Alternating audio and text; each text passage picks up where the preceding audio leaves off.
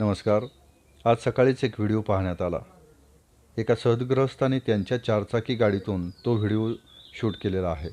समोर असणारी एक चारचाकी गाडी आणि त्याच्यामध्ये असलेले बैल, त्याचबरोबर काही तरुण युवक. त्यातील काही युवक हे त्या गाडीच्या टपावरतीही बसलेले आहेत आणि त्या गाडीवरती पाठीमागील बाजूला बैलगाड्या शर्यत नाद एकच असं काहीतरी लिहिलेलं आहे. त्या सदगृहस्थाने अतिशय चांगली अशी माहिती समाजापर्यंत पोहोचवण्याचा प्रयत्न केलेला आहे. तर मला असं वाटतं की सर, तुम्ही अतिशय चांगली माहिती समाजाला दिलीत, परंतु याच्यामध्ये पालकांची बऱ्यापैकी चूक आहे असं मला वाटत नाही.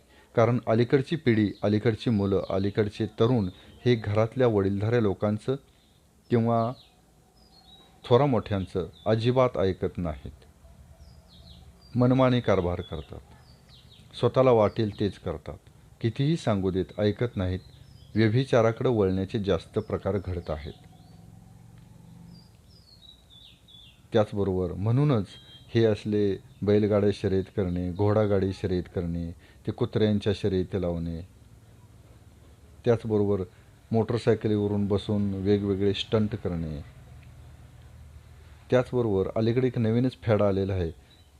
ते उलट्या सुलट्या उड्या मारायच्या कुठल्या तरी एखाद्या उंच कट्ट्यावरून, कुठल्या तरी एखाद्या उंच भिंतीवरून, अशा काहीतरी उंच उड्या मारायच्या, उलट्या मारायच्या, सुलट्या मारायच्या, पाण्यात मारायच्या, जमिनीवर मारायच्या आणि त्याचे काही शॉर्ट व्हिडिओ करायचे आणि ते यूट्यूबला शॉर्टमध्ये टाकायचे. काही वेळेला गर्दीच्या ठिकाणीही युवक असे व्हिडिओ करताना दिसत आहेत आणि त्याच्यातून काही ठिकाणी अपघात झालेलेही दिसत आहेत.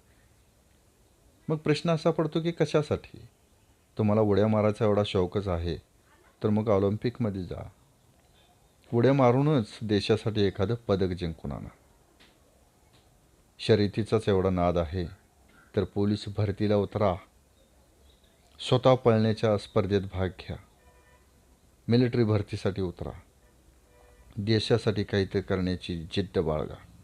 हे बैलगाड्या पळवून, घोडागाडी पळवून, कुत्री पळवून, त्यांच्या जीवावरती JCB जिंकून, बुलेट जिंकून, चारचाकी गाडी जिंकण्यापेक्षा स्वतःचं, स्वतःच्या परिवाराचं, आईबापाचं आणि समाजाचं नाव मोठं करण्यासाठी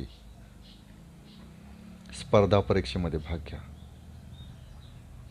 एखादी मोठी स्पर्धा जिंका.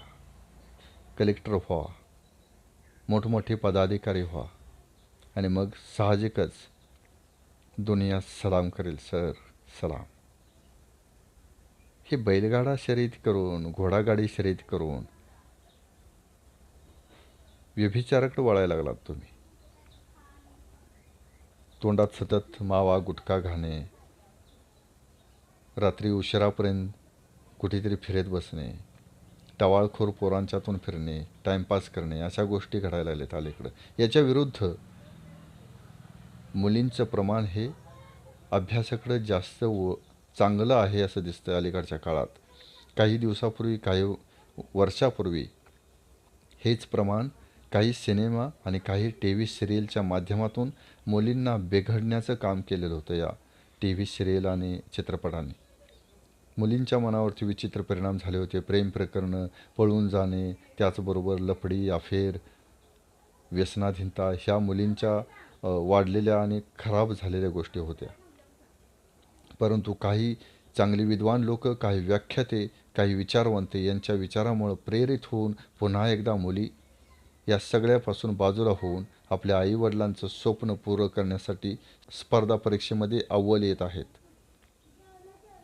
वेगवेगळ्या ठिकाणी वेगवेगळ्या भरतीमध्ये त्या उतरत आहेत आणि मुलंही भरतीला उतरत आहेत. नाही असं नाही, कष्ट करत आहेत, पळताना दिसत आहेत.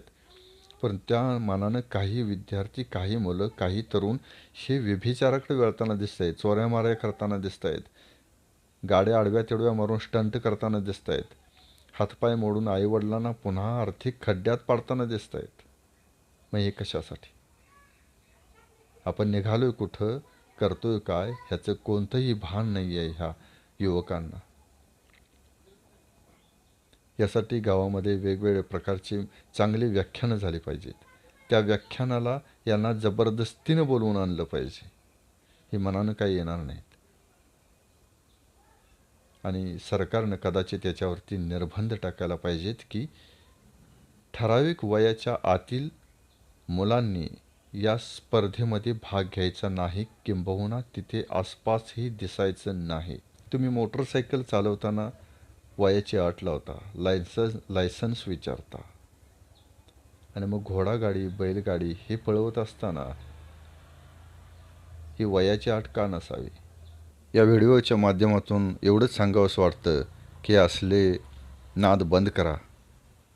काहीतरी चांगलं करण्याचा उद्देश ठेवा, काहीतरी चांगलं करा, नोकऱ्या करा, नोकऱ्या लागत नसतील तर व्यवसाय करा.